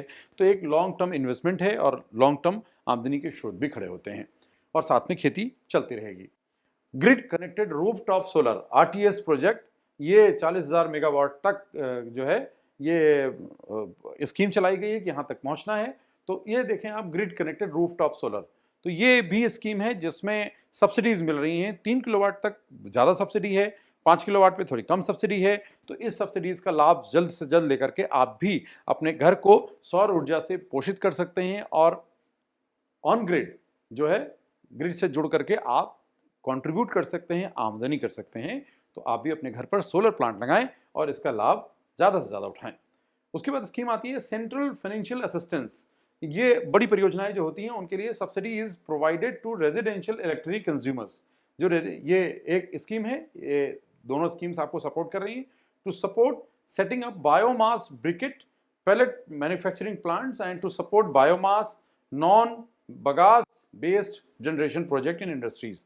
ये एक बहुत बड़ा स्रोत है, क्योंकि बहुत से ऐसे भट्टियाँ चलती हैं, बॉयलर्स चलते हैं, बड़ी बड़ी ऐसी फैक्ट्रियाँ हैं जिसमें बड़े पैमाने पर ईंधन की ज़रूरत होती है और उसमें जो बगास है, बायोमास है, उसके ब्रिकेट्स बनाए जाते हैं, छोटे छोटे टुकड़े बनाए जाते हैं ताकि उससे उत्पादन हो सके प्लांट की ज़रूरत के हिसाब से छोटे टुकड़े भी बनाए जाते हैं छोटे प्लांट के लिए, बड़े टुकड़े लट्ठे बनाए जाते हैं जिसको हम लोग हिंदी में कह सकते हैं गौ कास्ट, यानी गाय के जो गोबर हैं या जो भैंसों के गोबर हैं उनका उपयोग बड़े बड़े लट्ठे यानी ब्लॉक्स बनाने के इस्तेमाल में किया जाता है और इनका उपयोग हम एनर्जी प्रोड्यूस करने के लिए करते हैं। तो इसके लिए सरकार ने स्कीम्स लाई हैं, उसमें सपोर्ट किया जा रहा है ताकि उससे बड़े बड़े प्लांट्स बन सकें और उससे हमारी एनर्जी पर डिपेंडेंसी घट सके और ग्रीन एनर्जी की तरफ हम आगे बढ़ सकें।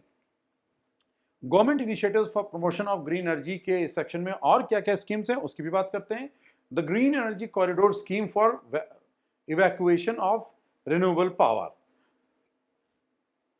जो स्रोत हैं इनका पूरा दोहन करने के लिए एक जो कॉरिडोर स्कीम है, green energy corridor scheme, basically जो हमारे बड़े बड़े कॉरिडोर्स बन रहे हैं, चाहे वो डेडिकेटेड फ्रेट कॉरिडोर्स हों, चाहे बड़े बड़े हाईवेज बन रहे हैं, उनके दोनों तरफ के पार्टों का इस्तेमाल सोलर पावर को जनरेट करने के लिए किया जा रहा है, क्योंकि अभी तक उन जगहों पर बने हैं जहां पर कोई आबादी नहीं है या आबादी के दूर जा रहे हैं या वहां पर बहुत घने जंगल नहीं है, तो खुले स्थान का उपयोग सोलर पावर के जनरेशन के लिए बड़े बड़े प्लांट लगाने की दिशा में होने जा रहा है। इस पर काम भी शुरू हो चुका है, कुछ जगहों पर ये प्लांट लग भी गए हैं और ये एक बहुत बड़ा ग्रीन एनर्जी कॉरिडोर स्कीम के तहत पावर जनरेट जो सूर्य की ऊर्जा है उससे ऊर्जा का उत्पादन करने की दिशा में काम किया जा रहा है।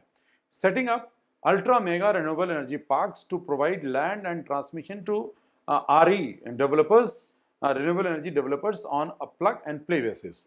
तो ये एक बहुत बड़ी है कि ultra mega renewable energy parks ये भी बनाए जा रहे हैं। अगर आप देखें तो भारत में ऐसे तमाम देश के हिस्से हैं जहां पर बड़े बड़े जो फील्ड्स हैं, एग्री फील्ड्स हैं, ओपन स्पेसेस हैं, समुद्र के किनारे का स्थान है, नदियों के किनारे का स्थान है, जहाँ बड़ी लैंड्स हैं वहाँ पर मेगा रिन्यूएबल एनर्जी पार्क्स बनाए जा रहे हैं और ये भी हमारे ऊर्जा के उत्पादन का काम कर सकते हैं। अभी बुंदेलखंड में ऐसे बहुत बड़े बड़े प्लांट लगाए गए हैं क्योंकि वहाँ बड़ी बड़ी लैंड है और काफ़ी एनर्जी काफ़ी लंबे समय तक सूर्य की ऊर्जा उपलब्ध होती है।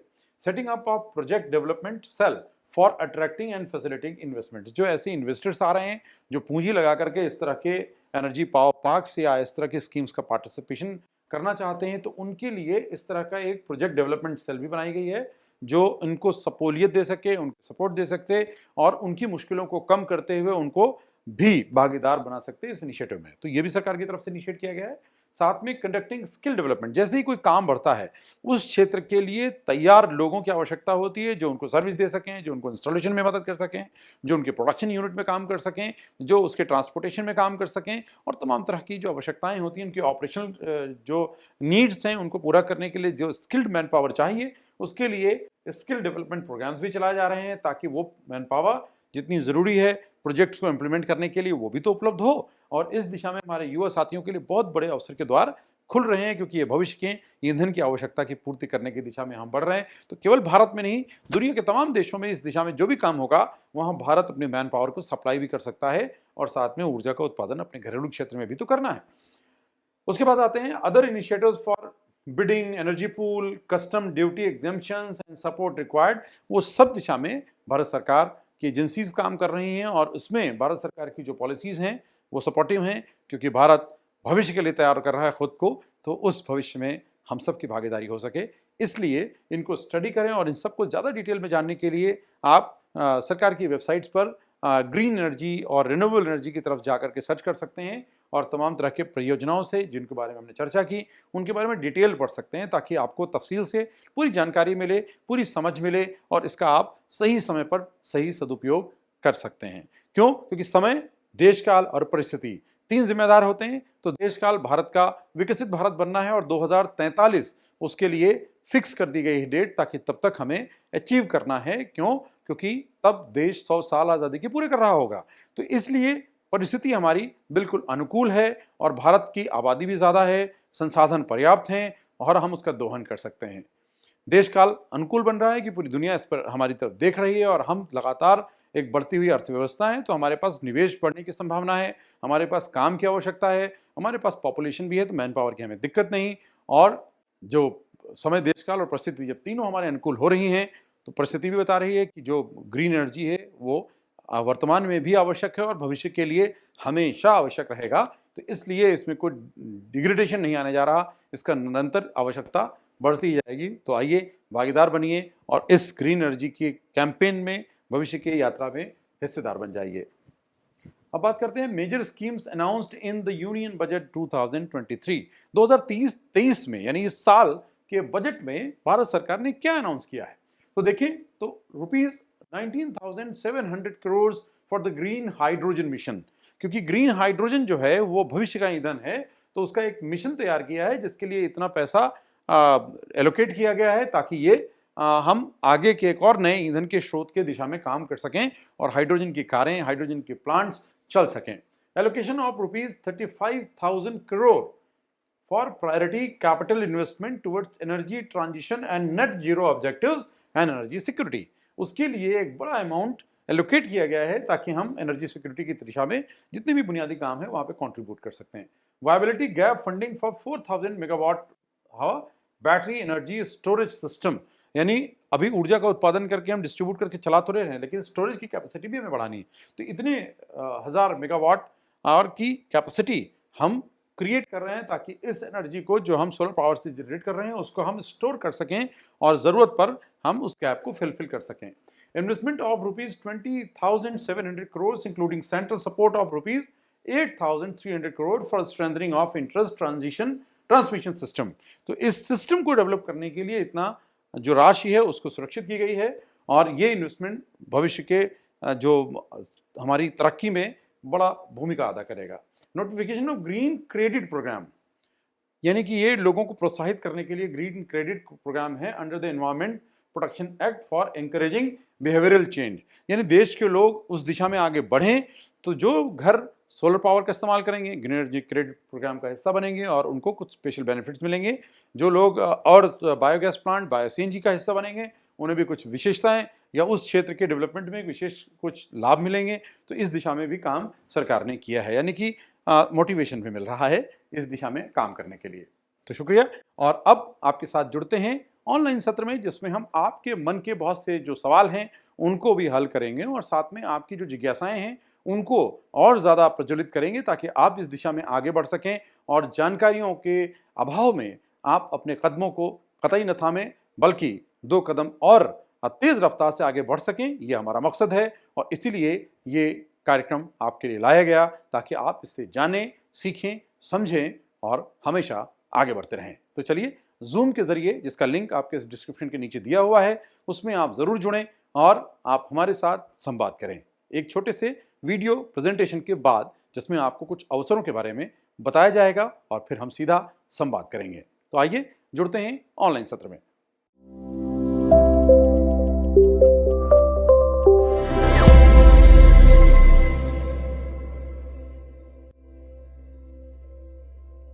बिजनेस पाठशाला के बिजनेस आइडिया सेगमेंट में आपका स्वागत है।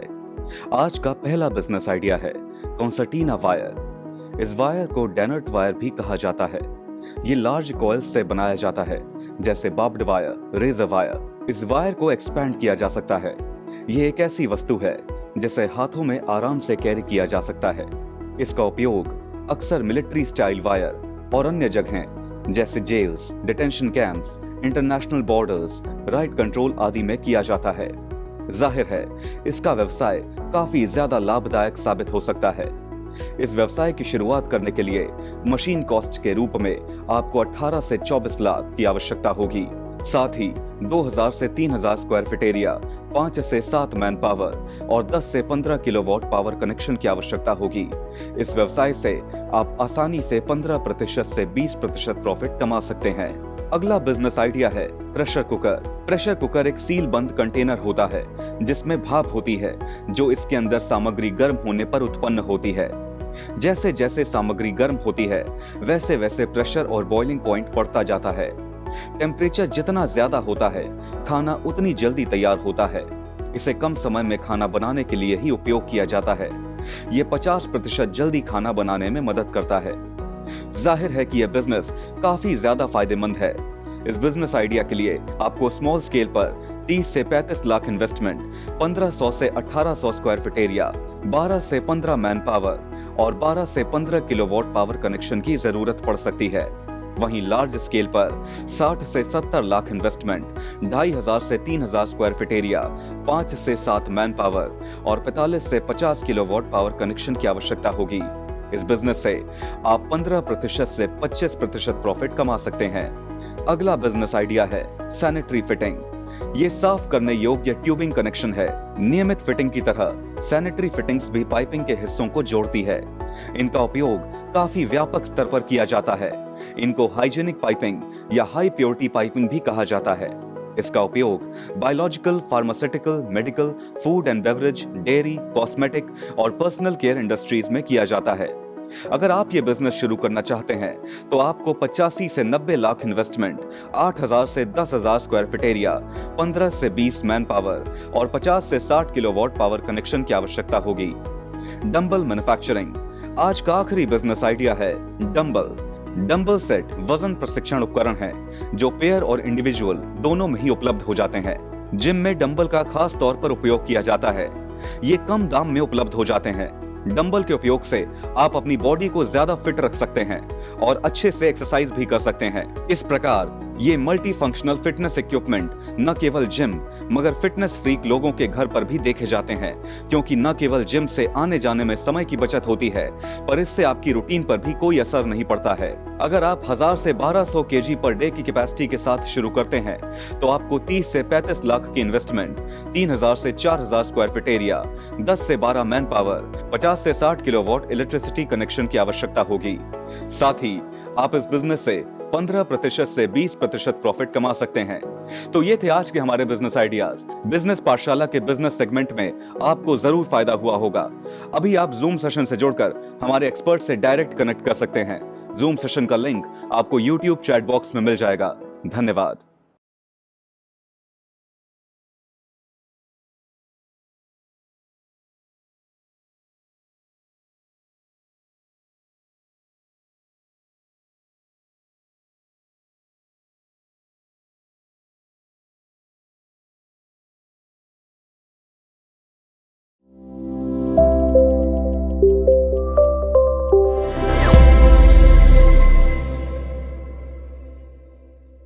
अब हम आ चुके हैं उस पड़ाव पर जिसका आप सभी को बेसब्री से इंतजार रहता है। जी हाँ, मैं बात कर रहा हूँ क्वेश्चन आंसर सेशन का। सर, हमारे बहुत से दर्शक हैं जिन्होंने अलग अलग सोशल मीडिया प्लेटफॉर्म्स पर हमसे कुछ सवाल पूछे हैं जो मैं आपके सामने रखना चाहूंगा। बिल्कुल बिल्कुल। तो शुरू करते हैं क्वेश्चन आंसर सेशन। सर, पहला सवाल है, सोलर एनर्जी सिस्टम्स को अपनाने से भारत में रूरल इलेक्ट्रिफिकेशन में किस प्रकार सुधार हुआ है? देखिए, सबसे बड़ी बात है कि अभी भी हालांकि पूरे देश के जितने भी ग्रामीण क्षेत्र में अब तक बिजली की पहुंच नहीं थी, उसको पहुंचाने का काम किया गया, लेकिन फिर भी कुछ ऐसे जगह होती हैं जहां पर इलेक्ट्रिफिकेशन नहीं हो पाया है। तो वहां पर सोलर एनर्जी सिस्टम जो है वो बहुत कारगर साबित हुआ है, क्योंकि अब उस दिशा में टेक्नोलॉजीज भी डेवलप हो गई हैं। अगर आप देखें, पहाड़ी क्षेत्रों में बड़ी चुनौती है, तो वहाँ सोलर पावर एक बहुत अच्छा सोर्स है और उस दिशा में काम भी हो रहा है। और कुछ और भी, जैसे अगर आप देखें तो जो सबब एरियाज हैं वहाँ पर जब अलग अलग पॉकेट्स में लोग रहते हैं तो हर जगह इलेक्ट्रीफाइड एरियाज नहीं हैं, तो वहाँ पर भी बहुत कारगर है। और जहाँ इलेक्ट्रीफाइड है वहाँ पर भी कारगर है, क्योंकि ऑन ग्रिड जाने से ऊर्जा उत्पादन किफायती होता है, अब तो अपने खर्चे में कमी आती है और पैसे बढ़ते हैं, आमदनी भी होती है। एक पंथ कई काज। Thank you sir. आगे बढ़ते हैं। सर, अगला सवाल है, क्या ऐसे कोई स्पेसिफिक ज्योग्राफिकल या क्लाइमेटिक फैक्टर्स हैं जो ग्रामीण भारत के कुछ क्षेत्रों को पर्टिकुलर टाइप के ग्रीन एनर्जी सोर्सेज के लिए अधिक उपयुक्त बनाते हैं? निश्चित रूप से बनाते हैं। अगर आप देखें तो कोस्टल एरियाज जो हैं वहाँ पे सूरज की रोशनी बहुत देर तक रहती है, ज़्यादा रहती है। जी। तो उन एरियाज में सोलर और विंड पावर, हवा भी होते जाती जी। है, तो दोनों का इस्तेमाल बहुत अच्छा हो सकता है। तो इस दिशा में देखेंगे तो एक अच्छे प्लेसेस हैं वो। अगर आप देखें पहाड़ी क्षेत्र हैं तो वहाँ पर हवा बहुत अच्छी मिलती है, तो वहाँ पर भी विंड पावर का बहुत अच्छा इस्तेमाल हो सकता है। जो पानी का बहाव है वो पहाड़ों से नीचे की तरफ आता है, तो उसका फोर्स बहुत ज़्यादा है, तो हम जो वाटर के रोक करके और जिस तरह के हाइड्रो पावर के अंदर जनरेशन करते हैं उसकी संभावनाएं बहुत ज़्यादा हैं। अगर आप देखें बुंदेलखंड या ऐसे बहुत सारे क्षेत्र हैं, रेगिस्तान के क्षेत्र हैं जहाँ कोई खेती ही नहीं है, लेकिन हवा और धूप पर्याप्त मात्रा में है पूरी, तो वहाँ पर सोलर पावर के प्लांट्स बड़े बड़े पैमाने पर लगाए जा सकते हैं। और प्रधानमंत्री कुसुम योजना में वहाँ लग भी रहे हैं, तो इन जो एरियाज हैं उनका दोहन अच्छा हो पाएगा। और खास करके ऊसर क्षेत्र जो हैं, अगर आप जियोग्राफिकल की बात करें तो जो ऊसर है वहाँ खेती तो होती नहीं और कुछ काम हो नहीं रहा है, तो उनका इस्तेमाल कर सकते हैं। ऐसी पथरीली पहाड़ियां हैं जहां पर सूरज की रोशनी तो पर्याप्त है लेकिन और कुछ नहीं हो सकता, तो वहां पर सोलर प्लांट लगाने से उसका लाभ ज्यादा मिलेगा। और ये जियोग्राफिकली बहुत वैल्यूएबल प्लेसेस हैं जिनका एक तरह से तो हम उपयोग नहीं कर पा रहे, दूसरी तरह से उपयोग कर सकते हैं। बहुत आगे बढ़ते हैं sir. Sir, decentralised energy generation को बढ़ावा देने में चुनौतियां और अवसर क्या हैं? देखिए, डिसेंट्रलाइज होने से चुनौतियां तो कम हैं। चुनौतियां बस ये आता है कि जब हम उसको क्लब करना चाहते हैं तो हमें ग्रिड्स चाहिए, कनेक्टिविटी चाहिए। हालांकि अब पूरे देश में तो कनेक्टिविटी हो ही गई है, तो वो चुनौतियां उतनी बड़ी नहीं है। और अपॉर्चुनिटी ये है कि हर परिवार एनर्जी सफिशिएंट हो सकता है, इंडिपेंडेंट हो सकता है, आत्मनिर्भर हो सकता है। आप भी कह सकते हैं कि बिजली आ जाए हमें फर्क नहीं पड़ता, क्योंकि हमारा तो अपना सोलर है। तो आप आराम से, आप जंगल में भी मंगल मनाया जा सकता है इन टेक्नोलॉजी आने के कारण। जी, शुक्रिया सर। आगे बढ़ते हैं। अगला सवाल है, गवर्नमेंट पॉलिसीज और इंसेंटिव्स ग्रामीण क्षेत्रों में ग्रीन एनर्जी टेक्नोलॉजीज को अपनाने को कैसे प्रोत्साहित कर सकते हैं? देखिए, बहुत सी स्कीम सरकार ने शुरू की है और कारण है उसका। एक तो क्लाइमेट चेंज में भारत को भागीदारी करनी है कि क्लाइमेट चेंज के जो फैक्टर्स हैं उनको उनका जो है कम करना है, और साथ में जो सपोर्ट करने वाले हैं जो क्लाइमेट चेंज को रोकने हैं, ऐसी एनर्जी, ग्रीन एनर्जी के एस्पेक्ट्स को बढ़ाना है। जी।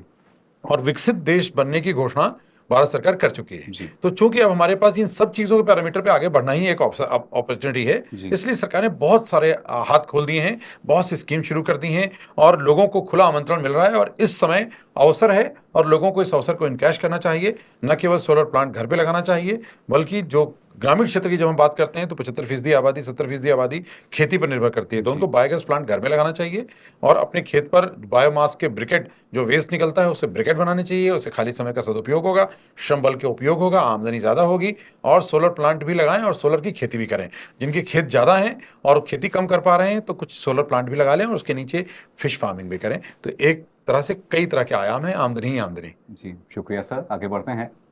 सर, एक दर्शक पूछ रहे हैं कि क्या कोई ऐसे कल्चरल या सोशल फैक्टर्स हैं जिन पर ग्रामीण समुदायों में ग्रीन एनर्जी प्रोजेक्ट्स को लागू करते समय विचार करने की आवश्यकता है? हाँ, निश्चित रूप से ये समझने की ज़रूरत है, क्योंकि कुछ क्षेत्र ऐसे होते हैं जहाँ पर, जैसे आदिवासी क्षेत्र जो है वो जंगल के सिस्टम पर निर्भर है, तो वो बायोगैस के दिशा में या बायोफ्यूल्स के दिशा में या ब्रिकेट्स बनाने में बड़ा कारगर हो सकता है, क्योंकि वो बड़े नंबर पर, बड़ी बड़ी बड़ी संख्या में वो गोवंश का पालन करते हैं या अन्य जीवों का पालन करते हैं, एनिमल हस्बेंड्री करते हैं। तो कनेक्टिविटी इनकी थोड़ी कम होती है बाहर जगहों से। लेकिन चूंकि कल्चरली वो बहुत बैकवर्ड है, तो उनके लिए स्कीम्स बनाते समय हमें ध्यान रखना पड़ेगा कि उनको हम कैसे इंक्लूड करें, क्योंकि कई बार उनके पास लैंड होल्डिंग नहीं है, उनके पास जो है बहुत सारे एक्सेसिबिलिटी नहीं है।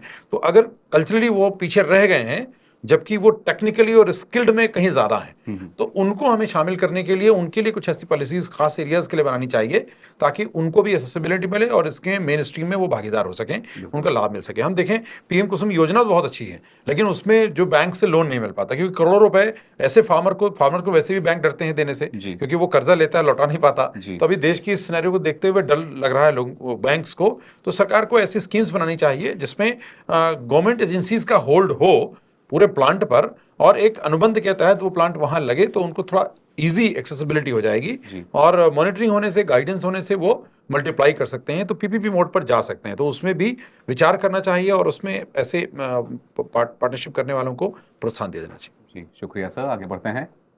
सर, ग्रामीण क्षेत्रों में रिन्यूएबल एनर्जी प्रोडक्ट्स के इम्प्लीमेंटेशन में सहायता के लिए कौन से फाइनेंसिंग ऑप्शंस उपलब्ध हैं? देखिए, बहुत सी स्कीम्स हैं। अगर आप रूफटॉप सोलर जो प्रोजेक्ट्स हैं, उनमें बहुत अच्छी सब्सिडी मिल रही है। 50% तक 3 किलोवाट में मिलती है। जब आप 5 किलोवाट तक जाते हैं तो 35% तक है। तो एक तो वो बहुत बड़ा सोर्स है कि आपको मिल रही है। दूसरा, बायोगैस प्लांट लगाने के लिए मिल रही है, बायो सीएनजी प्लांट लगाने के लिए मिल रही है, और उसमें भी लेटर ऑफ इंटेंट तो पहले मिल जा रहा है। यानी अगर आपने प्लांट लगाया, 1000 से ज्यादा गोवंश का पालन कर रहे हैं और आप गौशाला में लगाना चाहते हैं, तो आप किसी भी पेट्रोलियम कंपनी के पास जाएं। सरकार ने एक जियो जारी कर रखा है, तो आपको ऑर्डर, जो परचेज ऑर्डर पहले मिलेगा, उसका रेट फिक्स है, किस दर पे खरीदेंगे, खरीदने की गारंटी पहले है, बाद में प्लांट लगाइए, प्रोडक्शन करिए, धड़ाधड़ माल बेचिए। तो ये एक बहुत अच्छी स्कीम है, इसमें बहुत सपोर्ट मिल रहा है। और साथ में इस तरह के काम करने के लिए अब स्किल डेवलपमेंट के मिशन चल रहे हैं, जिसमें और ज़्यादा लोगों को रोजगार दिया जा सके। जब काम आता है तो रिपेयरिंग और इंस्टॉलेशन का भी काम होना है, मैन पावर भी ज़्यादा चाहिए। अब तो सोलर पंप्स भी आ गए हैं, तो लोग पंप्स के लिए सब्सिडी है कि किसान अपने खेत में डीजल के पंप और बिजली के पंप की जगह सोलर पंप लगाए, ताकि वो हमेशा उसको पानी अवेलेबल हो और उसके लिए कोई खर्चा एडिशनल रेंट के तौर पर ना करना पड़े, और आराम से सोलर लगाएं और हमेशा पानी पाएं। आगे बढ़ते हैं सर। सर, ग्रामीण क्षेत्रों में ट्रेडिशनल एनर्जी सोर्सेज से ग्रीन एनर्जी सोर्सेज में परिवर्तन के एनवायरमेंटल बेनिफिट्स क्या हैं? बेनिफिट ही बेनिफिट है। एक तो यह है कि हम कन्वेंशनल एनर्जी सोर्सेज पर डिपेंडेंट होते हैं, उसकी कॉस्ट ज़्यादा है, वो लिमिटेड रिसोर्सेज हैं। पेट्रोलियम या कोल या गैसेस लिमिटेड हैं, क्योंकि वो हज़ारों सालों में बनी है। जी। तो ऐसा तो नहीं कि हम फैक्ट्री बना के उसको क्रिएट कर सकते जी। हैं, तो वो संभव नहीं है। तो इसलिए पहला तो यही लाभ है। दूसरा, एनवायरमेंट फ्रेंडली है। तीसरा ये है कि वो चीपर पड़ती हैं इन कंपैरिजन लॉन्ग टर्म में, तो वो है। चौथा ये है कि डिसेंट्रलाइज हो सकती हैं, और सब लोग कर सकते हैं। जी। बाकी जो कन्वेंशनल सोर्सेज है वो सब नहीं कर सकते, बिल्कुल। तो ये एक फायदा है। दूसरा क्या है कि ये जहाँ क्रिएट हो रहा है वहीं कंज्यूम हो रहा है, तो हमें ट्रांसपोर्टेशन और डिस्ट्रीब्यूशन में खर्चा कम पड़ना पड़ता है। तो ये एक बड़ा कारण है और इसमें पूरा देश भागीदार हो सकता है, तो ये तो बहुत बड़ा अवसर है। जी, धन्यवाद सर। आगे बढ़ते हैं। सर, क्या ग्रामीण भारत में ग्रीन एनर्जी के विकास में तेजी लाने के लिए कोई रेगुलेटरी हर्डल्स या पॉलिसी गैप्स हैं जिन्हें दूर करने की आवश्यकता है? भारत जो है वो संकटों का देश है, कि मतलब चूंकि हम विकासशील देश हैं, तो समस्याएं न केवल पॉलिसी के लेवल पे थी और भी रहेंगी, और बल्कि जागरूकता के स्तर पर भी कमियां हैं, प्रमोशन के स्तर पर भी कमियां हैं। क्योंकि हमारे यहाँ पूरे देश जो है वो टीवी नहीं देखता, पूरा देश जो है वो अभी इंटरनेट पे नहीं है, पूरा देश जो है वो केवल इन्फॉर्मेशन नहीं ढूंढ रहा है। तो अभी अवेयर करना भी एक चैलेंज है और लोगों तक पहुंचाना भी चैलेंज है। और जो बजट का एलोकेशन है उसमें करप्शन बहुत बड़ा गैप क्रिएट कर देता है, क्योंकि लोगों को इजीली अवेलेबल नहीं हो पाता, तो उसकी भी एक चुनौती है। और साथ में रिसोर्सेज अवेलेबल ना होने के कारण पॉलिसी तो बन गई, उसको मल्टीप्लाई करना मुश्किल हो जाता है। तो जी। गैप तो हैं, जी। लेकिन धीरे धीरे जब जागो तभी सवेरा। जब से जैसे लोग जागते जा रहे हैं वैसे उनके लिए संसाधन आ रहे हैं, जैसे सरकार को हर्डल समझ में आ रहे हैं और समाधान भी कर रही है, माइंडसेट बदल रहा जी। है। और अब इस नीड को लोग समझ रहे हैं, और साथ में बिजली की कॉस्ट बढ़ रही है तो डर भी रहे हैं। अब गैस की कीमत बढ़ रही है, पहले सब गैस की तरफ जा रहे थे, अब उनको डर लग रहा है, तब इसलिए वो फिर ट्रेडिशनल की तरफ जा रहे हैं। जी। पहले बायोगैस की इनिशिएटिव हुए, लेकिन बायोगैस धीरे धीरे लोगों ने, सरकार ने स्कीम लगाई थी, ध्यान नहीं दिया, बंद हो गया, सफाई नहीं करते थे। अब लोगों को समझ में आ रहा है कि गलती हमारी थी, अब लोग फिर उस दिशा में जा रहे हैं। तो जागरूकता के साथ पॉलिसीज भी और ज्यादा फ्रेंडली होती जा रही हैं। अब सरकार भी हर्डल्स को देखकर उनका रिमूवल करने की कोशिश कर रही है। हर्डल्स तो बहुत हैं, लेकिन काफी रिमूव हो भी रहे हैं। Thank you sir. Sir, land availability और लैंड यूज के इश्यूज ग्रामीण क्षेत्रों में विभिन्न ग्रीन एनर्जी प्रोडक्ट्स को की फिजिबिलिटी को कैसे प्रभावित करते हैं? बच्चों की इसका नाम ही ग्रीन एनर्जी है, जी। यानी ग्रीन है, तो नुकसान तो कोई है नहीं। बिल्कुल। इसलिए इसमें कोई ज्यादा परमिशंस की जरूरत नहीं होती, क्योंकि हम नहीं करते हैं, एनवायरमेंट का हम नहीं कर रहे हैं, इसलिए पोल्यूशन कंट्रोल का हमें कोई सर्टिफिकेट नहीं चाहिए। जी। दूसरा, ये सब पर्यावरण के संरक्षण के लिए हैं, तो खेतों में लगाए जा सकते हैं। जैसे आप सोलर प्लांट लगाते हैं तो खेतों में लगाए जा सकते हैं, कोई दिक्कत नहीं। उसके लिए गवर्नमेंट ने पॉलिसी में चेंज भी किया है। आप बायोगैस का प्लांट है, अगर गौशाला चला रहे हैं तो गोबर निकल ही रहा है, उल्टा पर्यावरण को नुकसान करता है उससे निकलने वाला मीथेन गैस। तो इसलिए अगर आप बायोगैस प्लांट करते हैं, बायो सीएनजी का प्लांट लगाते हैं, तो पर्यावरण को नुकसान बचा रहे हैं। तो उसमें भी बहुत ज्यादा परमिशन की जरूरत नहीं है, क्योंकि खतरनाक कोई ऐसे गैसेज और रिलीज नहीं होती। दूसरा ये है कि आप अपने घर छत पे लगाना चाहते हैं तो उसमें कोई परमिशन की जरूरत नहीं, पॉलिसी आपके लिए फेवरेबल है, तो कम दिक्कतें हैं इसमें। और ये चूंकि इसमें हजार्डस कोई वेस्ट नहीं निकल रहा है, ऐसा कोई नुकसान नहीं हो रहा है, तो आराम से कर सकते हैं। धन्यवाद सर। और इसी के साथ हम आज के सेशन के आखिरी सवाल पर, वो सवाल है, ग्रामीण समुदायों की विशिष्ट आवश्यकताओं और चुनौतियों के लिए ग्रीन एनर्जी सॉल्यूशंस तैयार करने में रिसर्च और डेवलपमेंट क्या भूमिका निभाते हैं? बहुत बड़ी भूमिका है। और आप देखें तो एक समय तक हम सोलर कुकर तो इस्तेमाल कर रहे थे, लेकिन सोलर प्लेट्स इतनी इजीली अवेलेबल नहीं थी और बहुत कॉस्टली थी, क्योंकि उनके जो सेल्स हैं, जो शीट्स हैं, अभी भी भारत में उतना बड़ा प्रोडक्शन नहीं हो रहा। अभी भी हम चीन पर निर्भर हैं, दूसरे देशों पर निर्भर हैं। अब उस दिशा में रिसर्च एंड डेवलपमेंट की बहुत आवश्यकता है, क्योंकि हमारे देश में सबसे कमजोर सेक्टर यही रहा है, जिसमें रिसर्च तो बहुत लोग करते हैं, लेकिन रिसर्च किताबों में दर्ज हो जाती है, वो मास लेवल पर देश के काम में नहीं आती।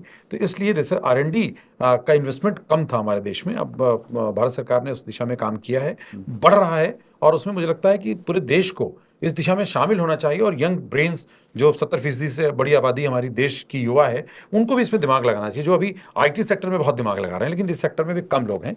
इसमें संभावना बहुत है, आवश्यकता भी बहुत है, और वक्त की मांग भी है कि लोग इसमें आएं, R&D करें। क्योंकि उससे क्या होगा, जैसे अभी आप देखें कि नई रिसर्चेस हुई हैं जिसमें जो सोलर प्लेट्स हैं वो फ्लेक्सिबल हो गई हैं, यानी आपने गाड़ी के टेढ़े मेढ़े छत पर भी चिपका सकते हैं। तो उससे आपकी गाड़ी की छत धूप में खड़ी होकर खराब नहीं होगी, बल्कि वो आपके लिए एनर्जी प्रोड्यूस करेगी, उसकी बैटरी चार्ज कर देगी, तो आपको गाड़ी चलाने में दिक्कत नहीं है। इसी तरह से और भी जो प्लांट लग रहे हैं वो भी बेनिफिशियल हैं। तो R&D की आवश्यकता है, और इस दिशा में विचार भी हो रहा है, लोग जुड़ते भी जा रहे हैं, लेकिन गति थोड़ी बढ़ानी होगी। धन्यवाद सर।